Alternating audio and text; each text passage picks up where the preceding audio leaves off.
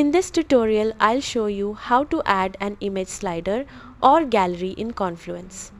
Start by opening Confluence and navigating to the page where you want to display your images. Next, click Edit to open the page editor.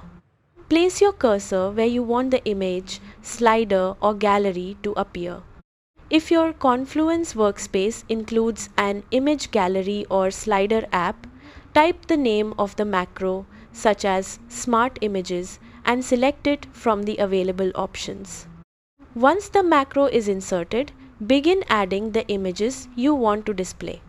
You can upload images directly from your computer or select images that are already attached to the page. After adding your images, choose whether you want to display them as a slider or as a gallery depending on the viewing experience you want to create. Customize the appearance by adjusting settings such as image size, navigation controls, transition effects, autoplay options, and layout preferences. Use the preview feature to see how the gallery or slider will look on the published page. Make any final adjustments until you are satisfied with the appearance and functionality.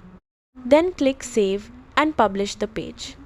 Your images will now be displayed in an interactive slider or gallery, making your Confluence page more engaging and visually appealing. And that's it! You've successfully added an image slider or gallery in Confluence. Thanks for watching, and I'll see you in the next tutorial.